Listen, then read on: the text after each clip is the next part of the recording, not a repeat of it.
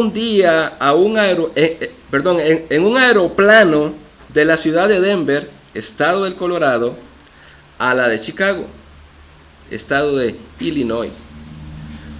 Por el radio se le dijo al piloto que al llegar a esta ciudad no podría aterrizar porque había muchas nubes y las condiciones atmosféricas en general no eran favorables.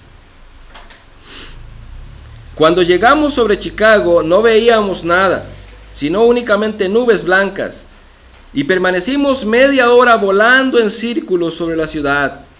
Repentinamente el aeroplano descendió en línea recta y aterrizamos con precisión en la pista que nos correspondía.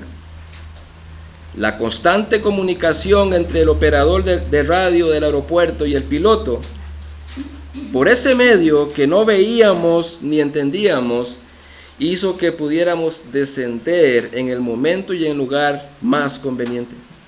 Y él aplica esta historia. Esto puede ilustrar cómo Dios se comunica con el hombre por medio de la guía de la Biblia, y también puede ilustrar que podemos tener éxito en nuestra vida espiritual si obedecemos a Dios y al Espíritu Santo como este piloto lo obedeció.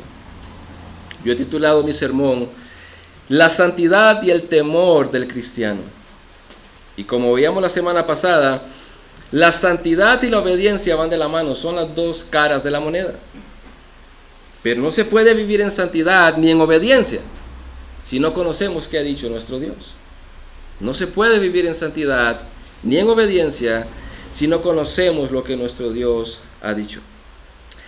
En nuestro texto, en el versículo 17 de nuestro texto, vamos a estar yendo a otros textos, así que pongan un separador ahí en ese texto de estudio. ¿Por qué es que el cristiano debe de vivir en santidad y por qué el cristiano debe de vivir en temor reverente a Dios? Antes de iniciar el estudio de este pasaje, yo quiero decirles, en otras palabras, cada uno de ustedes que ha escuchado este texto y que va a escuchar la exposición de este texto, quedará sujeto a la obediencia de este pasaje. Esto no es nada más un sermón más. Su vida, su conciencia quedará sujeto a este pasaje porque es la palabra de Dios. Y Dios demandará esa obediencia a este pasaje que hoy vamos a leer en particular. ¿Por qué es que nosotros como cristianos debemos de obedecer a Dios? Porque dice el versículo 17 que Dios es nuestro Padre. Ahora, ¿cómo empieza nuestro texto? En la mayoría de Biblias, el versículo 17 empieza y dice, y sí, ¿verdad? En la mayoría de Biblias aparece así. ¿Qué significa esto? ¿Tiene alguna importancia esas dos palabras y sí? ¿Tiene alguna importancia? Bueno, muchos pueden leer ese verso de forma rápida y pueden pasar por alto lo que digan. Y muchos dirán, ¿para qué se detiene el predicador en cosas tan insignificantes como y sí? Pero tienen mucha información que debemos de aprender. Por ejemplo, y sí, en estas dos palabras tenemos una conjugación conectiva y tenemos una conjugación condicional. Y eso es importante para entender lo que Pedro va a decir. Una conexión conectiva, la y una conjugación condicional, sí, ¿verdad?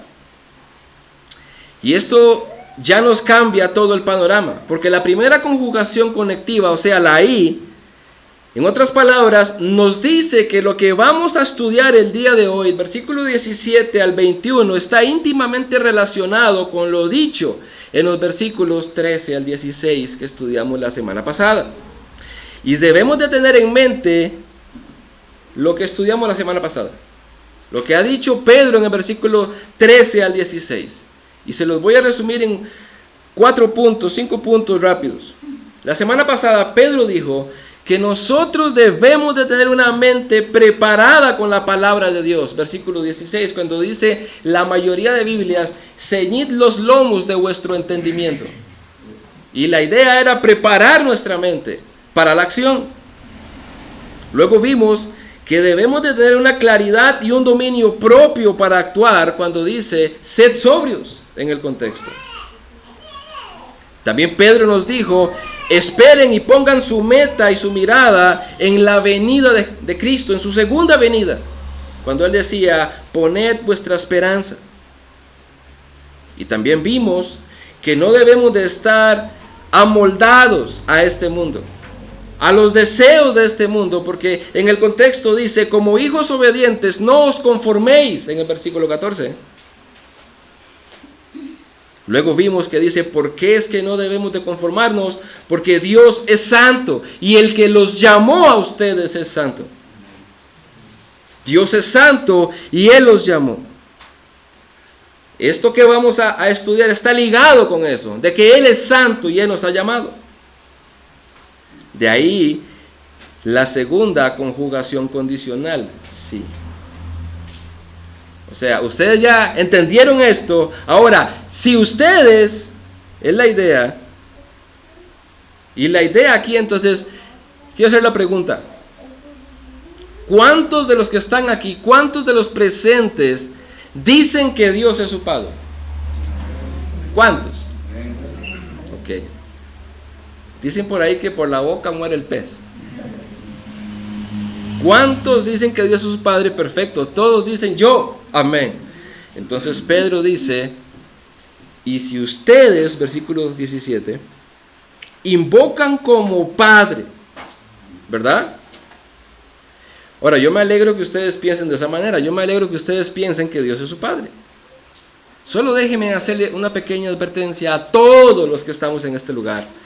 Porque muchos de los que confiesan que Dios es su Padre, en realidad no lo es. No lo es. Solo por confesarlo no quiere decir nada. Y vemos un ejemplo en Mateo capítulo 7. Como al final del discurso del monte, que empieza en el capítulo 5, al final de ese sermón Jesús dice en Mateo capítulo 7, apartaos de mí, nunca los conocí, aunque ustedes me decían a mí, Señor, Señor. Así que, porque ustedes digan, Dios es mi Padre, no lo vamos a creer a ciegas. Ni tampoco ustedes tienen por qué creerme a mí. Ahora, por otra parte, los judíos, la nación entera, creía que eran hijos de Dios, ¿cierto? Usted lee el Antiguo Testamento, usted lee los Evangelios, y ellos creían que eran hijos de Dios. Sin embargo, Jesús les dijo en Juan 8:44, ustedes son hijos de vuestro padre el diablo, ¿cierto? Pero ellos confesaban a Dios como Padre. Ahora, ¿tendría yo o tendrían los demás que creerle a usted que usted es un hijo de Dios simplemente porque lo dice? Bueno, tenemos una evidencia bíblica de que no. Existe una fórmula confiable para poder comprobar si usted o yo somos hijos de Dios. Y si usted es un verdadero cristiano, y es la obediencia a Dios. Es la obediencia a la Biblia. Jesús dijo, mis ovejas oyen mi voz y me siguen. Juan capítulo 10, verso 27. Si alguien dice, Dios es mi Padre, yo soy cristiano, pero no obedece la palabra de Dios, usted puede decir lo que quiera, pero en realidad no lo es. Y usted se puede autoengañar. De hecho, en ese contexto de Mateo capítulo 7, donde muchos dicen a Jesús, Señor, Señor, Jesús dice, cuidado de los falsos maestros, cuidado de los falsos predicadores. Ahora, Jesús advirtió en Mateo capítulo 7, versículo 24 al 29, todo ese contexto, que existen dos tipos de personas en el mundo. Dos tipos de personas en el mundo, las insensatas y las sabias. Y él dio un ejemplo, ¿verdad? Él dijo, los que me escuchan y obedecen mi palabra son personas sabias, y las compara con las personas que edifican una casa sobre la roca. Son personas sabias, las que escuchan y obedecen. Las que no, dijo Jesús en ese pasaje, son insensatas, y las compara a alguien que edifica la casa sobre la arena. Ahora, por otra parte, Santiago dice en su carta que si nosotros simplemente somos oidores olvidadizos y no ponemos en práctica la palabra, nos engañamos a nosotros mismos, ¿cierto? Entonces es necesario advertirles que aunque todos dijeron, Dios es mi Padre, eso no quiere decir nada. Se necesita una evidencia de obediencia a Dios. Todas estas advertencias de la palabra de Dios nos harían bien si nosotros prestamos atención a ellas y nos examinamos a nosotros mismos para que no nos llevemos una sorpresa el día de nuestra muerte. El día de nuestra muerte. Yo estoy seguro, hermanos, que en el relato del rico y Lázaro, en Lucas 19, yo estoy seguro que ese rico que se fue al Hades, al infierno, yo estoy seguro que él creía que se iba al cielo. Estoy seguro porque era un judío. Es más, Jesús lo confronta. Es más, él llama a Abraham como Padre. Él creía que iba para el cielo, porque llamaba a Abraham Padre. Y se halló que después de la muerte estaba en el infierno. Ahora, volviendo a nuestro texto, Pedro dice que si nosotros llamamos a Dios como Padre, necesitamos tener cuidado. Y usted preguntará, ¿por qué cuidado? Porque ese Padre es el juez del universo y Él juzga imparcialmente. Vean el verso 17 otra vez. Y si invocan como Padre a aquel que imparcialmente juzga según la obra de cada uno, condúzcase con temor durante el tiempo de su peregrinación. Si usted dice que Dios es su Padre y por eso les hice el ejercicio, yo quiero que lo confiesen con su boca. Así ahora van a estar atados ustedes mismos. Bueno, si usted dice que Dios es su Padre, usted debe de tener cuidado, porque ese Padre es el juez del universo y hace juicio imparcialmente. Él llama pecado y eso es pecado, sea usted cristiano o no cristiano, eso que Él llama pecado sigue siendo pecado. Él no hace excepción de personas en ese sentido. Este texto nos dice que Dios juzga observando las obras y el estilo de vida y las acciones de cada uno. Por eso dice, ok, si ustedes llaman como Padre a Dios, tengan cuidado, porque Él juzga a las personas indiferentemente sin hacer excepción. Ahora, por otro lado, Él no tendrá por inocente al culpable en el día del juicio, porque la Biblia dice que los impíos van a ser culpados, ¿verdad? Pero también habla acerca de los cristianos, de sus hijos. Ellos no van a ser condenados, pero sí Dios los llama a la disciplina. Y ya llegaremos ahí. Oiga lo que dice Apocalipsis 20:12. Leo para ustedes. Dice, y vi a los muertos, grandes y pequeños, de pie delante del trono, y los libros fueron abiertos. Y otro libro fue abierto, que es el libro de la vida. Y los muertos fueron juzgados por lo que estaba escrito en los libros según sus obras. Nosotros sabemos que el libro de Apocalipsis no se puede interpretar literalmente. ¿Qué quiere decir entonces cuando dice Apocalipsis 20:12 que van a ser abiertos unos libros donde están escritas todas las cosas que nosotros hemos hecho? No está hablando literalmente que en el día del juicio Dios tiene unos libros así de cada uno de nosotros. Habla de la mente de Dios. En la mente de Dios, Él es soberano, Él sabe todo. Los ojos de Jehová rodean toda la tierra. En ese día Dios va a traer a colación cada obra de cada persona. No importa si nadie lo vio, aún las intenciones del corazón serán expuestas ese día. Pero como les decía, eso en cuanto a los impíos, en cuanto a los rebeldes. Pero también a sus hijos, ellos están sujetos a ser disciplinados, y por eso la advertencia: si usted llama que Él es su Padre, tengan cuidado, dice, porque ese Padre juzga imparcialmente según la obra de cada uno.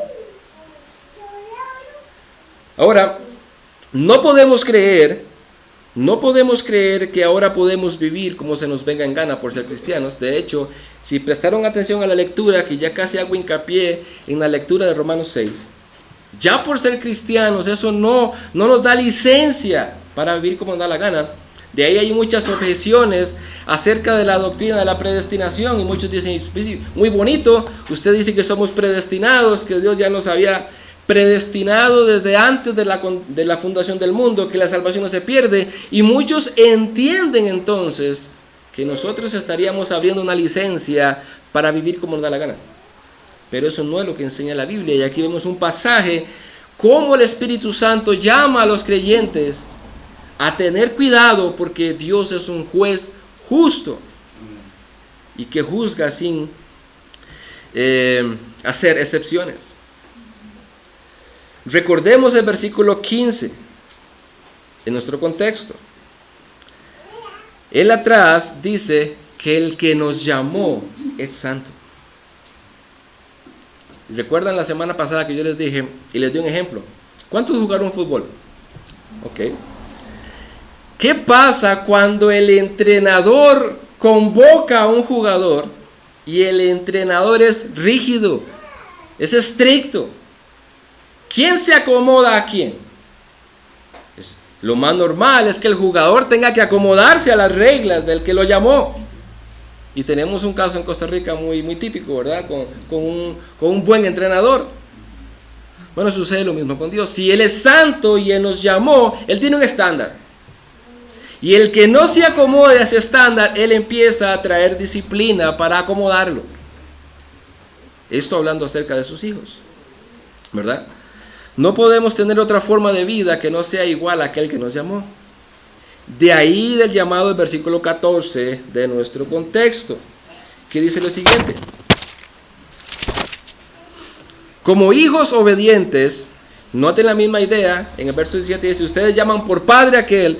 Verso 14, ustedes como hijos obedientes, no se conformen a los deseos que antes tenían en su ignorancia. Cada uno de nosotros ha tenido deseos pecaminosos antes de venir a Cristo. Santiago dice en la Reina Valera, la concupiscencia, los deseos internos, unos por unos pecados, otros por otros pecados, y ahora Pedro dice, ahora ustedes no pueden hacerse del mismo molde y seguir practicando eso. Son hijos obedientes y el que los llamó es santo, por lo cual deben de tener claro que si usted llama a padre a ese que lo llamó, que es santo, y usted incurre en un pecado, y usted sigue practicando ese pecado, Él va a traer disciplina. Ahora recordemos, como les decía, y vayan conmigo un momento ahí, a Romanos 6. Romanos 6.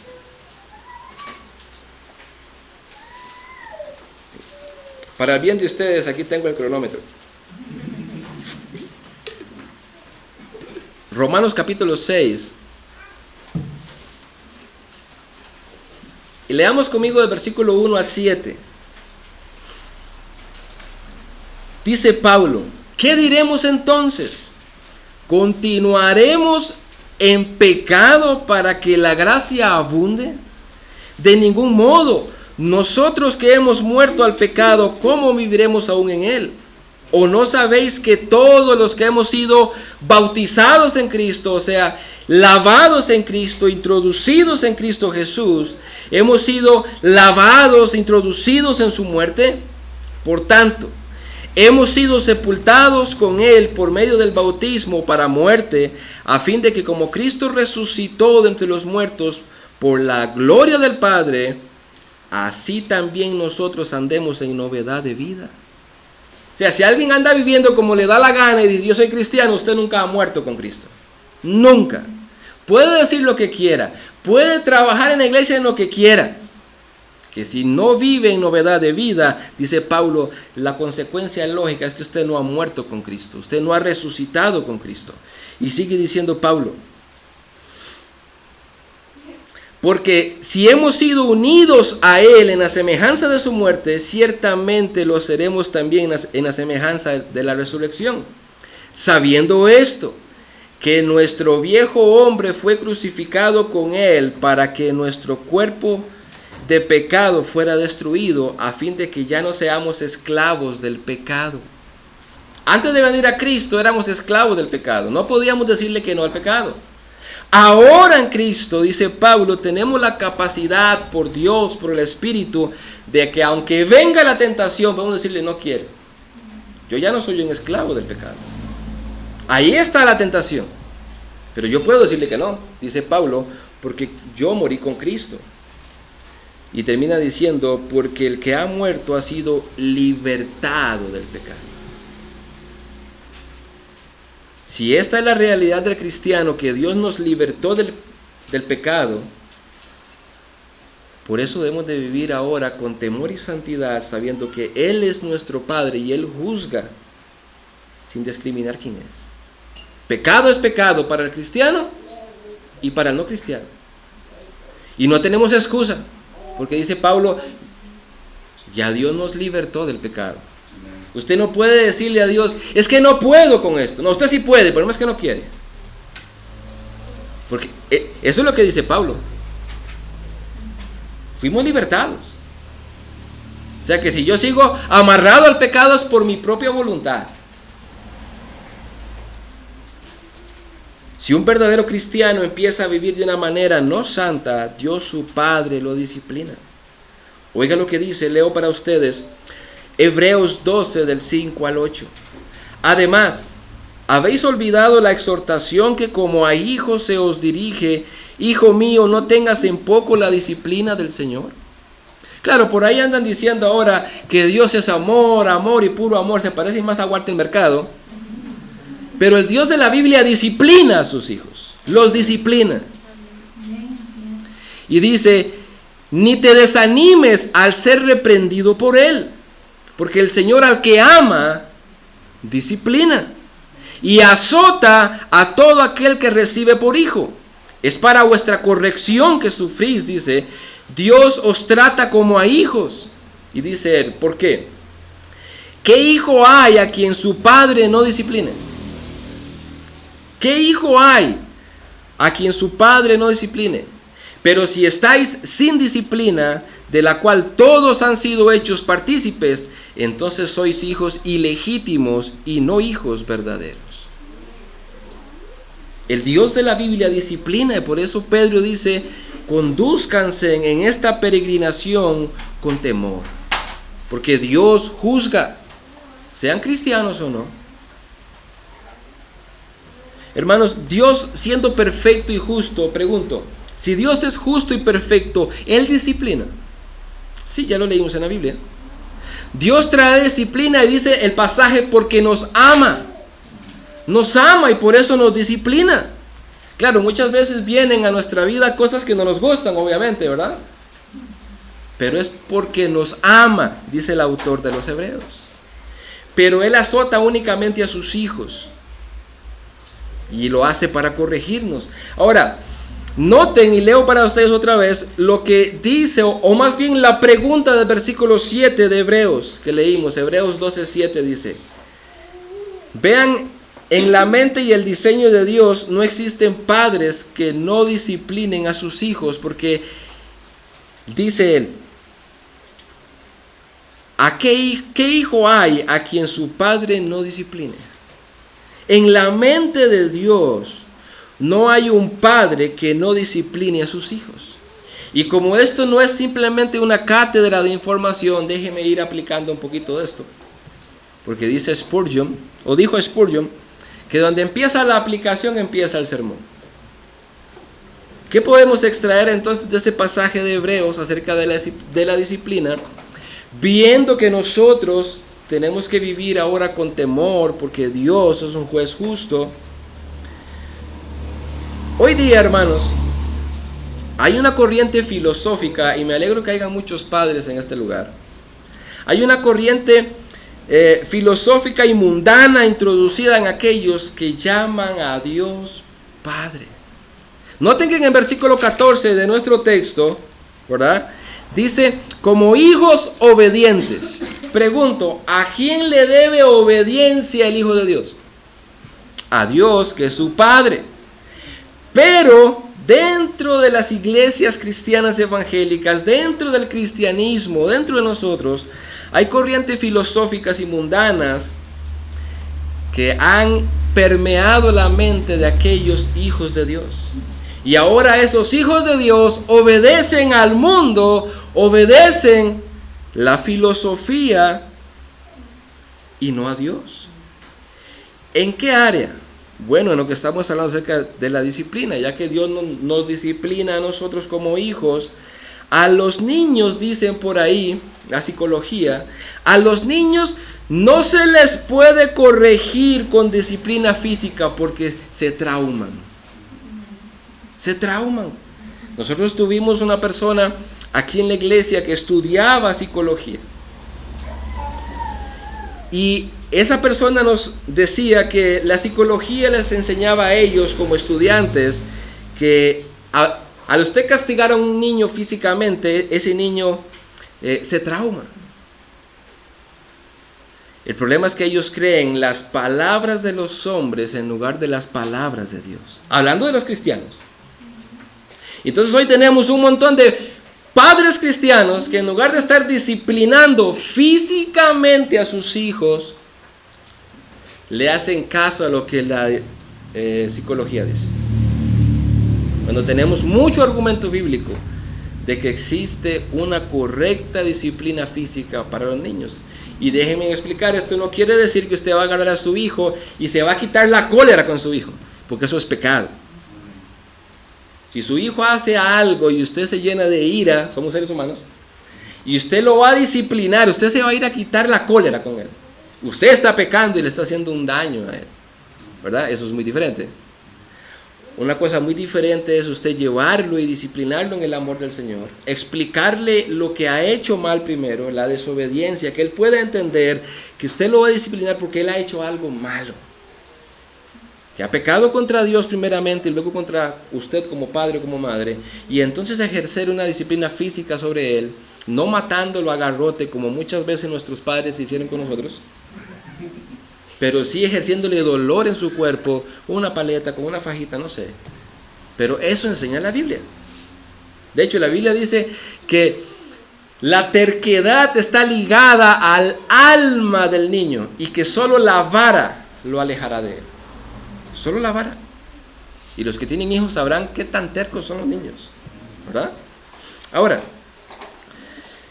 ellos dicen, no los golpeen porque se trauman. Pero los padres que no disciplinan a sus hijos es porque no los aman. Eso dice el proverbio y ese es el ejemplo del autor de los Hebreos. Dios el Padre, un Dios justo, perfecto, que no peca, los disciplina porque los ama. Un padre que no aplique disciplina física a su hijo es porque no lo ama y no lo entiende tampoco. Piensa que le hace bien y están haciendo un terrible daño a ese niño. Los padres deben de enseñar a sus hijos a obedecer, eso es primordial. Y nada más un pequeño paréntesis. Pero los padres tienen una tarea. Ustedes deben de hacer que sus hijos obedezcan. No esperen que sus hijos le obedezcan. Si usted le da una orden a un hijo y usted espera que ese niño de 7, 8, 9 años, de 3 años obedezca, es muy probable que se quede con las ganas, porque ellos son, como decía Wilmer, personas todavía no regeneradas donde abunda el pecado. Por eso dice Efesios capítulo 6, hijos, obedeced a vuestros padres. Y adivine de quién es la tarea de que los hijos obedezcan.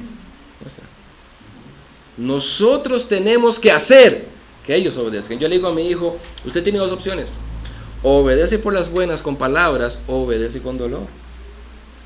Usted escoge. Y es igual en la vida del cristiano. Dios dice lo que debemos de hacer. Nosotros escogemos si obedecemos a Dios por pura obediencia a su palabra, por las buenas, o Dios hará que el cristiano obedezca porque obedezca. Usted escoge. Como les decía, nosotros tuvimos un ejemplo aquí en la iglesia de una persona que por más que le aconsejamos, tenía un niño rebelde, y le aconsejamos, usted tiene que aplicar disciplina física a su hijo, no solamente hablarle, que no, que la psicología, que por más que le tratamos de enseñar a la luz de la Biblia, cerró sus oídos, no quiso hacer caso. Yo hice esto, no puedo hacer más, no le puedo echar perlas a los chanchos. Pasan los años y 5 años después me pone un mensaje: ¿cuánto me arrepiento? Mi hijo es un rebelde, mi hijo tiene este problema, mi hijo se... No les puedo contar más detalles. Dice, ahora me arrepiento de no haber hecho lo que Dios decía, porque la psicología solamente lo que hizo fue crear en él una barrera para que yo no pueda decirle nada. Yo no puedo decirle nada. ¿Está bien? Son las consecuencias de no obedecer como hijos amados a Dios. Hermanos, Dios es un Dios justo. Dice el Proverbio 13:24, el que escatima la vara, y aquí la vara no está hablando en vano, la vara es una paletita, la vara, el que escatima la vara odia a su hijo, mas el que lo ama lo disciplina con diligencia.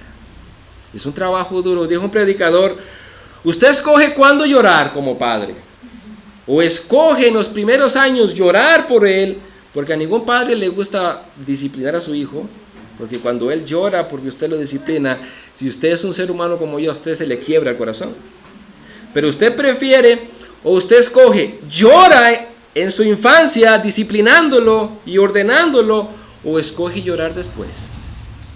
No lo discipline a temprana edad, y cuando ande perdido en el mundo va a tener que llorar.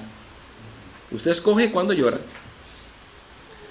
Hermanos, así es nuestro Dios. Dios disciplina, y por eso es que en nuestro texto Pedro hace la advertencia: Dios juzga imparcialmente según la obra de cada uno, siendo usted cristiano también. Y miren cómo termina el versículo 17, hermanos. Yo creo que solo voy a poder predicar la mitad. Mira cómo termina el versículo 17. Condúzcanse con temor durante el tiempo de su peregrinación. Y aquí habla de un temor reverente, no de un temor de espanto, de un temor reverente a Dios. De hecho, dice Ezequiel 36 y Jeremías 32:40, que Dios, cuando nos hace nacer de nuevo, Él coloca ese temor en nosotros. Es un temor reverente, como el temor que le tiene un niño o una niña a su padre que lo ama, que aunque lo disciplina, él sabe que ese padre lo ama. Muchas veces mi esposa o yo disciplinamos a nuestros hijos, mayormente al que tiene ahora 3 añitos, lo disciplinamos, él llora, y después de que llora lo que hace es abrazarnos. Él sabe que nosotros no le odiamos. Él tiene un temor reverente hacia nosotros, no un temor de espanto. Esa es la idea de Pedro. Nosotros tenemos que tener un temor hacia Dios. Él es Dios, pero también es nuestro Padre. Ahora, hermanos, Dios, o a Dios no se le puede conocer por medio de sentimientos, no se le puede conocer por medio de pensamientos externos a las Escrituras. Usted no puede tener temor de Dios si usted no sabe cómo es Dios, ¿cierto? Por ejemplo, supongamos que a mí me contrata don Enrique. Él tiene una empresa, pero yo no sé qué le gusta a don Enrique y qué le desagrada como jefe. De pronto, si yo ando con audífonos trabajando, me va a pegar tremenda regañada.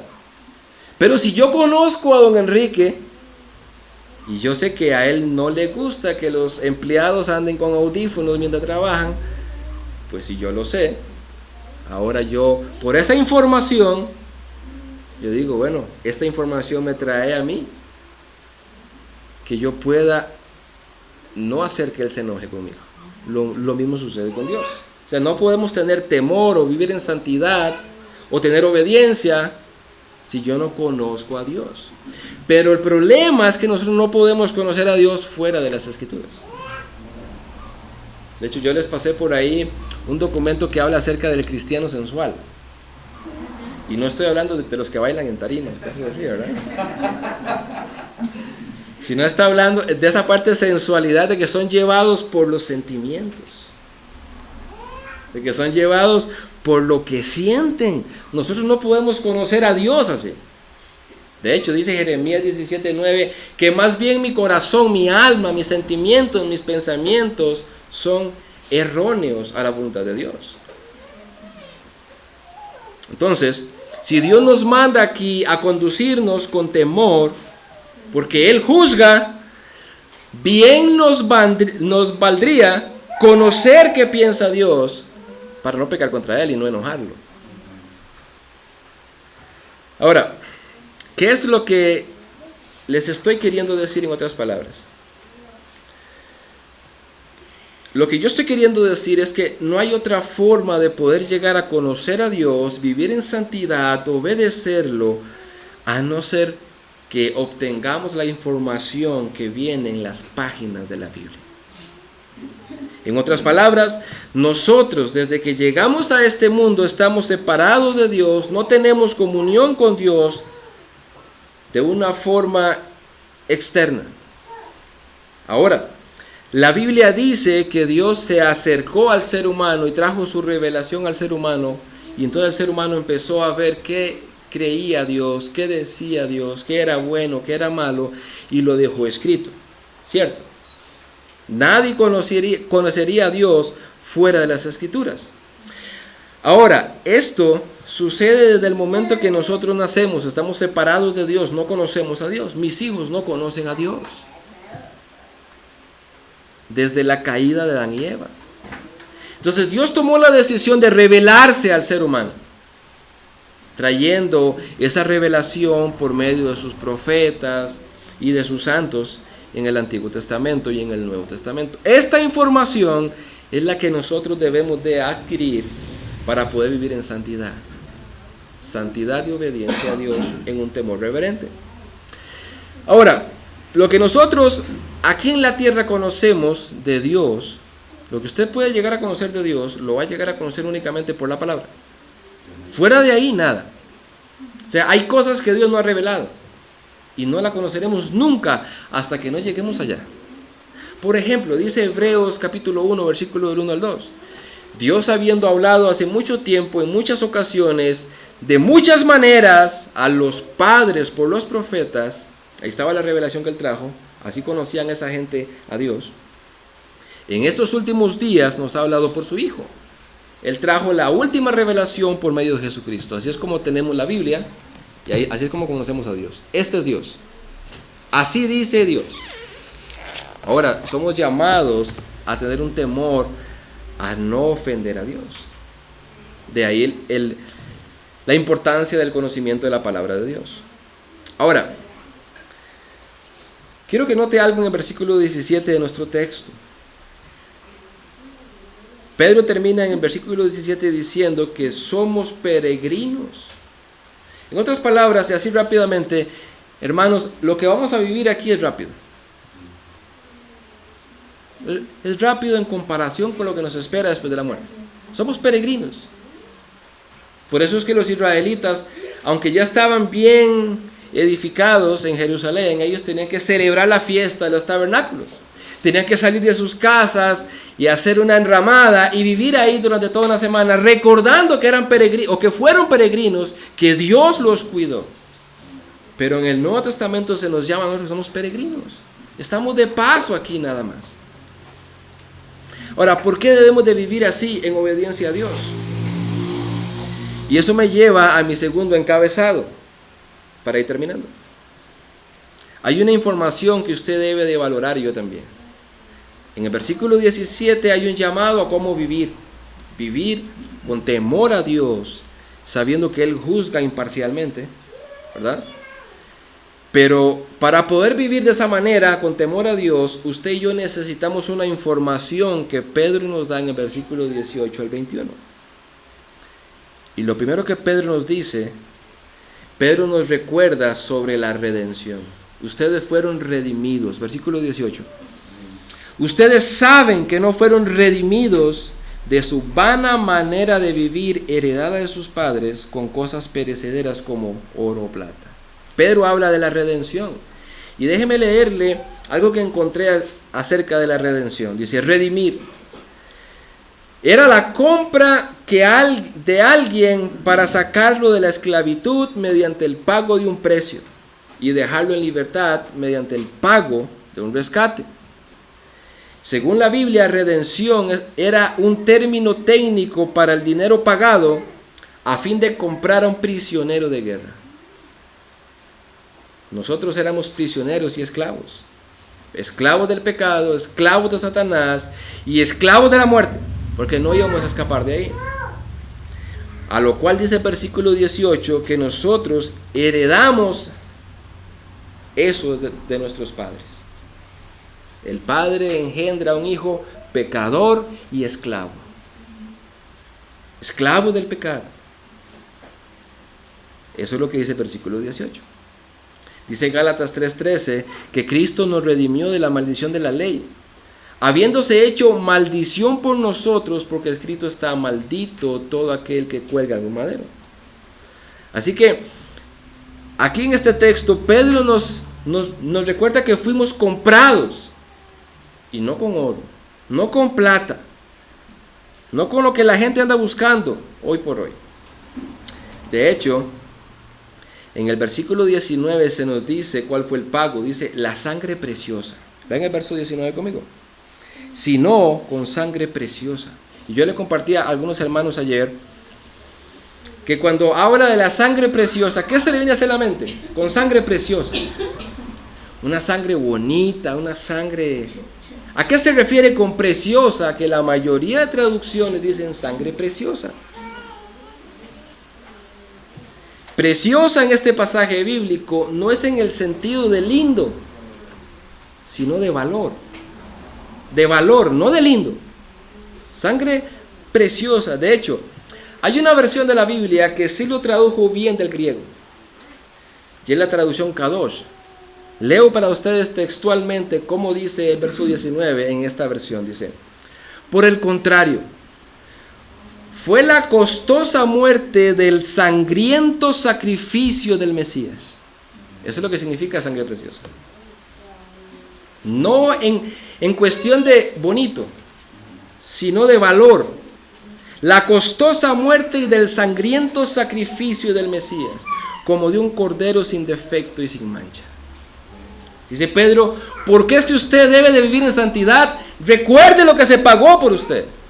De hecho, cuando estudiamos 1 Corintios 6, Pedro hace un llamado en cuanto a la inmoralidad sexual. Pablo, estoy con Pedro. Pablo hace un llamado en cuanto a la inmoralidad sexual y Pablo dice, recuerden que ustedes fueron comprados por precio y ese precio fue la sangre de Cristo. Ahora Pedro dice lo mismo, ustedes deben de vivir en santidad, con temor a Dios. ¿Por qué? Porque ustedes deben de saber que fueron comprados a un alto precio, la sangre de Cristo. La persona, el cristiano que no viva en santidad, es porque simplemente tiene muy en poco la sangre de Cristo. Esa es la consecuencia. Usted no puede decir en el culto, Señor, cuánto te amo, y allá afuera vive como le da la gana. Es porque usted no tiene en verdad en alto el valor que Cristo dio su vida y su sangre. Esa es la idea de Pedro. Jesús fue sin pecado, fue sin defecto. De hecho, su sangre es tan valiosa que cualquiera que desprecie esa sangre, Dios le enviará su ira. Leo para ustedes, porque quiero llegar a otro texto de Apocalipsis. Leo para ustedes Hebreos 10, un pasaje bien conocido, pero también bien distorsionado. Hebreos 10, 26 al 31. Oiga lo que le sucede a la persona que desprecia la sangre de Cristo. Dice el autor de los Hebreos, capítulo 10, verso 26. Porque si continuamos pecando deliberadamente, después de haber recibido el conocimiento de la verdad, ojo lo que está diciendo el autor de los Hebreos. Este pasaje no está diciendo que la salvación se pierde. Este pasaje no está diciendo que hay un cristiano que fue rescatado, comprado por la sangre de Cristo y que luego se va a perder. El autor de los Hebreos está diciendo, si usted continúa pecando deliberadamente después de haber oído y recibido el conocimiento de la verdad, o sea, usted recibió el conocimiento del Evangelio, pero a pesar de eso usted sigue pecando deliberadamente, despreciándolo. ¿Y por qué es que nosotros aplicamos que ese pecar deliberadamente habla del desprecio? Porque el contexto lo dice. Dice, porque si continuamos pecando deliberadamente después de haber recibido el conocimiento de la verdad, o sea, el Evangelio, ya no queda sacrificio alguno por los pecados, sino una horrenda expectación de juicio. Aquella persona que desprecia el Evangelio, lo que le espera es el juicio de Dios. A lo que el autor de los Hebreos dice, y la furia de un fuego que ha de consumir a los adversarios. Cualquiera que viola la ley de Moisés, él les recuerda a los hebreos que conocían muy bien la ley de Moisés, cualquiera que viola la ley de Moisés, o sea, cualquiera que simplemente desprecia la ley de Moisés y vive como le da la gana, dice, muere sin misericordia por el testimonio de 2 o 3 testigos.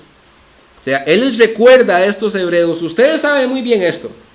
En el pueblo de Israel, cualquiera que decía, ya no quiero vivir por lo que Moisés ha dicho, voy a vivir como me da la gana, el pueblo tenía que matarlo, ¿cierto? Era un juicio sobre él. Ahora él dice, ustedes escucharon esa advertencia y hace la pregunta, ¿cuánto mayor castigo pensáis que merecerá el que ha hollado, el que ha majado bajo sus pies al Hijo de Dios? Vea que lo está despreciando. No es de un cristiano, es de alguien que está despreciando al Hijo de Dios y ha tenido por inmunda la sangre del pacto. Y nunca se me va a olvidar a Salvador Gómez Dixon predicando este texto cuando dice, ¿sabe qué dice Dios en el cielo allá? Cuando alguien rechaza el Evangelio aquí y muere rechazando el Evangelio, ¿sabe qué dice Dios allá en el cielo? El texto lo dice, ¿qué dice Dios? Dice literalmente el texto,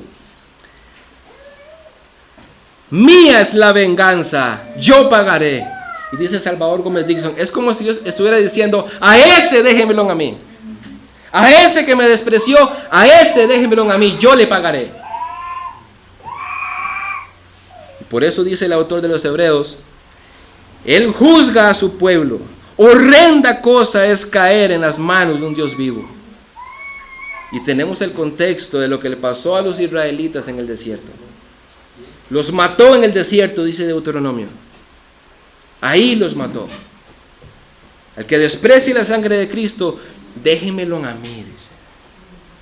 Horrenda cosa es caer en la mano de un Dios vivo. Yo he conversado con personas que dicen, sí, pero usted dice que esto es malo. Dios me juzgará, que me juzgue Dios. No sabe lo que está diciendo.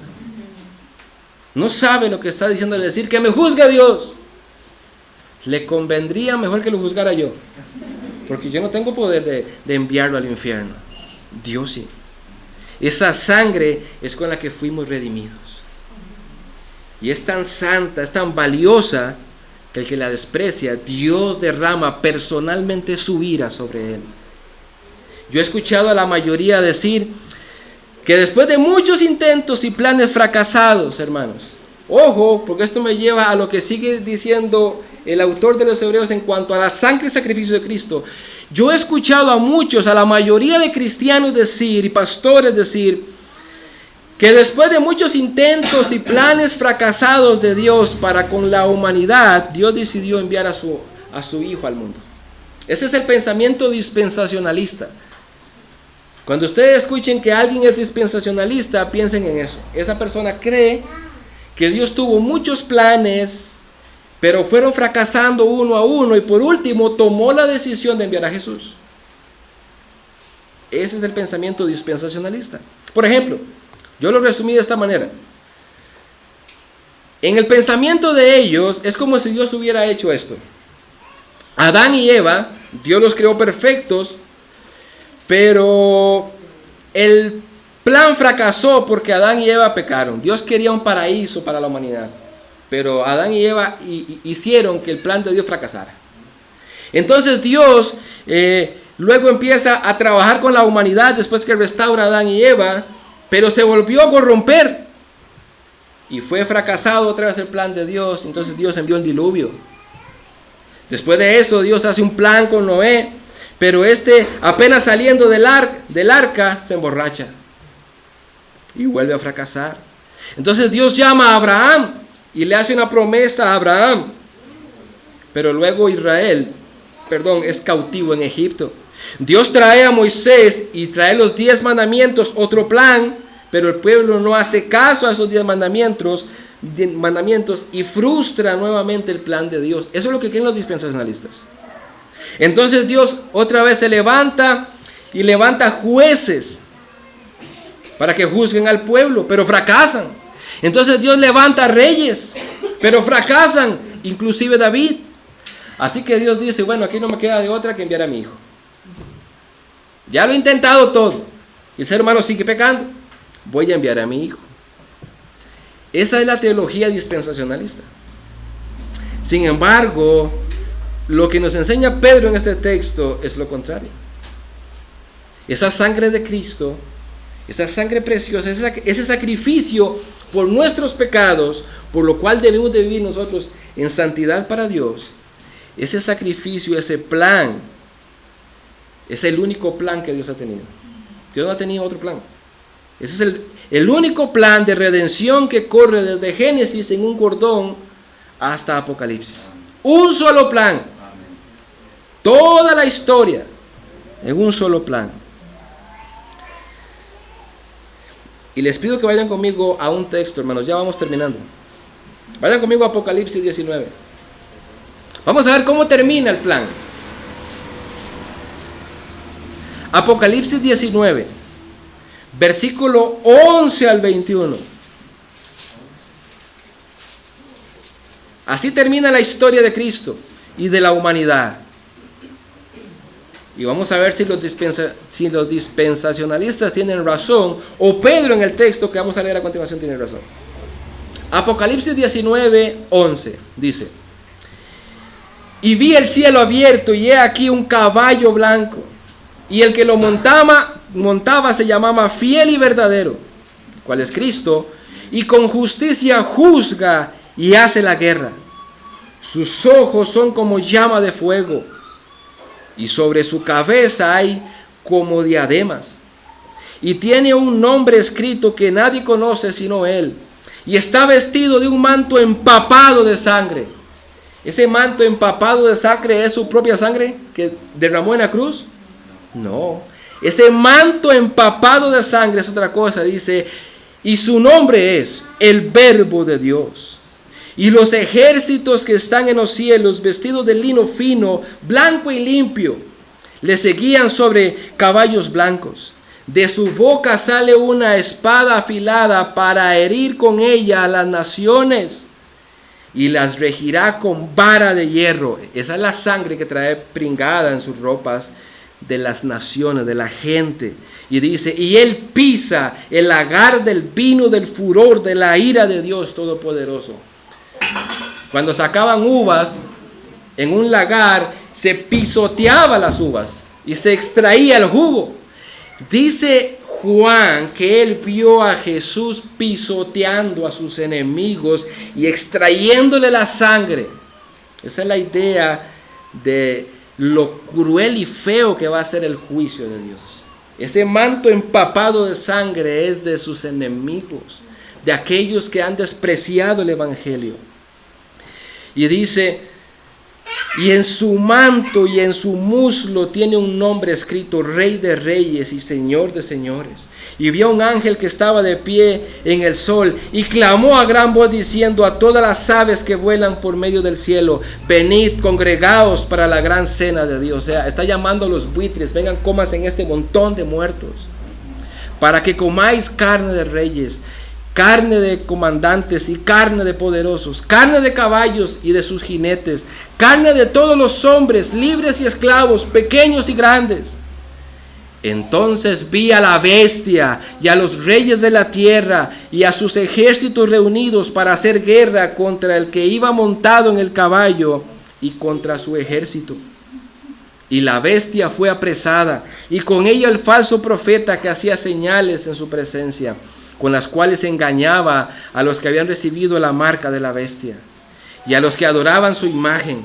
Los dos fueron arrojados vivos al lago de fuego que arde con azufre, y los demás fueron muertos con la espada que salía de la boca del que montaba el caballo, y las aves se comieron de sus carnes. ¿Cómo termina el plan de Dios? Pisoteando a sus enemigos, a Satanás y a todo lo que hay, pisoteándolo. Así termina el plan de Dios. ¿Cómo comienza la historia? Génesis 3:15. Cuando Adán y Eva pecan, dice: y pondré enemistad entre ti y la mujer, y entre su simiente y su simiente. Él te herirá en la cabeza, y tú lo herirás en el calcañar. Lo que le estaba diciendo Dios a Eva: va a venir un día un hombre simiente de la mujer, un ser humano que le va a aplastar la cabeza a Satanás, lo que leímos en Apocalipsis. Eso sí, la serpiente lo herirá en el talón, lo van a matar. Así comenzó la historia con esa promesa, así termina. No es que Dios tuvo un montón de planes fracasados. Esa es la promesa de Dios, ese es el plan de Dios.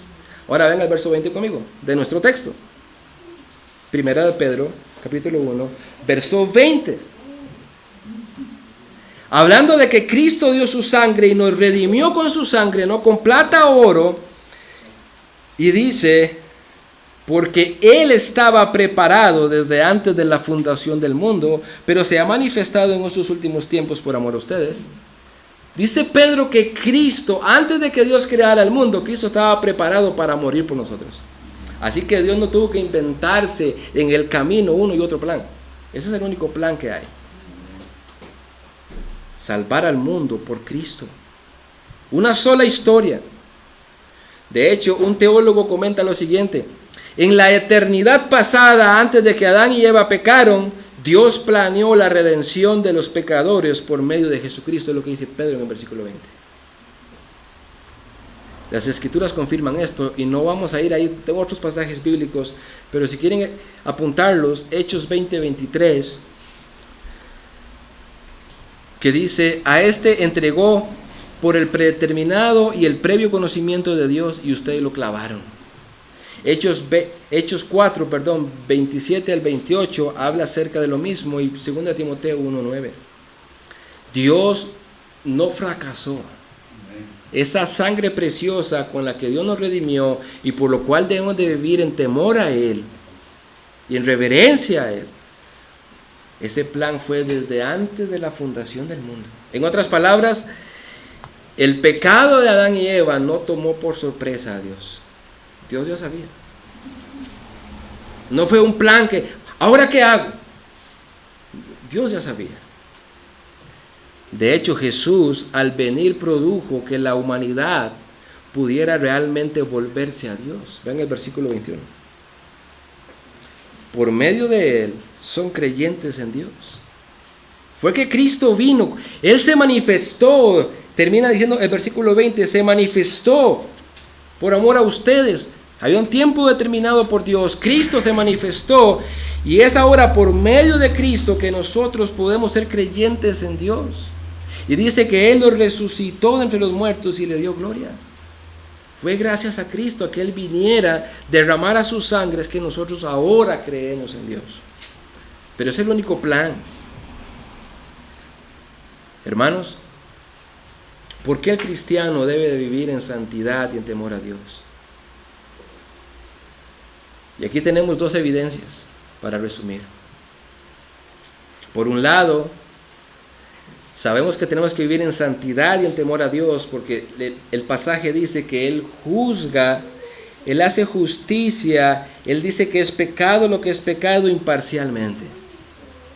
Siendo usted creyente o no, lo que Dios ha dicho que es pecado, es pecado. Pero por otra parte, nos da una información que debiera de traer a nosotros alegría y entonces vivir en agradecimiento a Él. Nos compró con su sangre. Nos compró con su sangre. Dice Isaías que Él fue literalmente despedazado. La mayoría han visto la película de Mel Gibson, ¿verdad? La Pasión. Cómo él queda en la cruz. Literalmente ni siquiera se asemeja a eso. Lo que la Biblia dice, aún sus tendones, todo le quedó expuesto. Él no tenía figura, quedó despedazado. Y tras de eso, recibir la ira de Dios en la cruz. Para que ahora simplemente digamos, sí, soy cristiano, pero la verdad yo vivo como me da la gana. Eso es tener muy en poco lo que Cristo hizo. Y termino con este ejemplo. ¿Cuántos padres y madres han hecho un esfuerzo tal vez y le compran algo a su hijo y ven que dice, pero este no me gusta? ¿Cómo se siente uno? Se siente uno mal, ¿verdad? Como que mal agradecido, ¿verdad? Todo lo que me costó ir a conseguirlo y para que diga que no le gusta. Bueno, muchas veces yo pienso que así se siente el Señor con nosotros. A pesar de lo que Él dio, lo que Él sufrió en carne propia, para que nosotros digamos, sí, te quiero obedecer, pero la verdad es que no mucho. Quiero vivir como me da la gana. Mal agradecido. Pero les tengo una buena y mala noticia. Si usted es un hijo de Dios y es mal agradecido en su forma de vivir, la buena noticia es que Dios le ama. La mala noticia es que lo va a disciplinar para que le obedezca. Así que usted escoge cómo obedecerle a Dios, si por las buenas o por las malas. Cualquier sensato diría, vale la pena obedecerle por las buenas, ¿verdad? Pero también muchas veces, y lo digo por mí, es necesario que venga la disciplina del Señor. Vamos a orar. Padre, gracias por tu palabra. La hemos leído, la hemos explicado y aplicado, Señor. Ayúdanos a ser obedientes a ti, Señor. A no tener en poco lo que Cristo ha hecho por nosotros. Perdónanos porque muchas veces hemos sido malagradecidos o tenemos muy en poco lo que Él ha hecho por nosotros. Muchas veces jugamos a la iglesia o jugamos al cristiano. Perdónanos, Señor. Ayúdanos a vivir para ti. Tu palabra dice, Señor,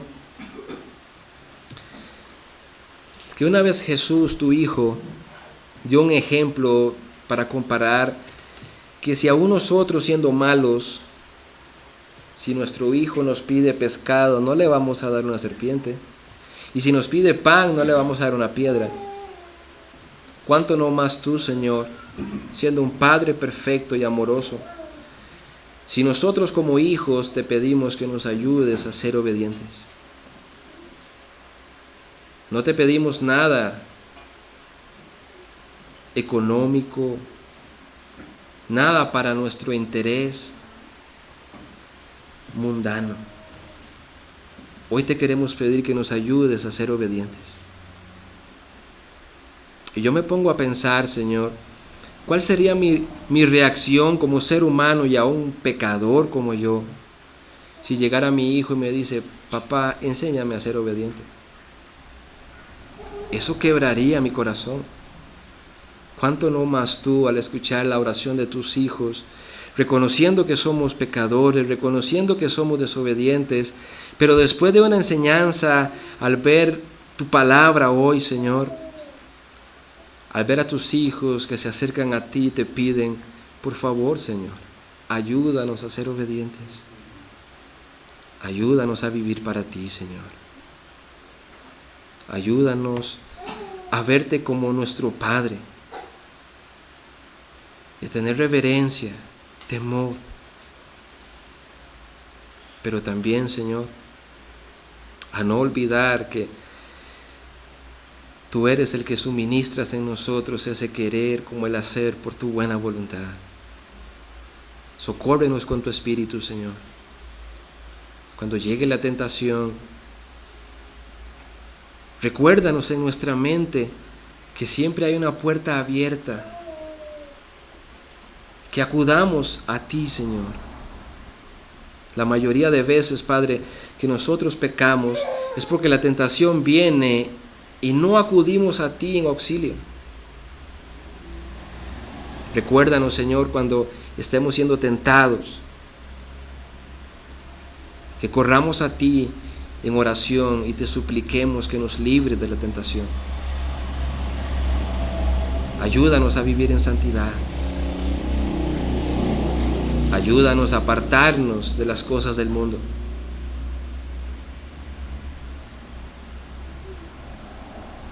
Ayúdanos a ver nuestro pecado.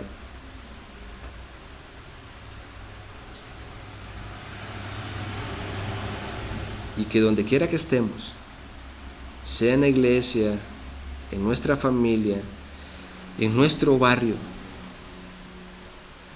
nosotros podamos darte gloria con nuestra forma de vivir. Perdónanos por no haberlo hecho como debiéramos de hacerlo. Pero te pedimos que nos ayudes, Señor. Te lo pedimos en el nombre de tu Hijo Jesús.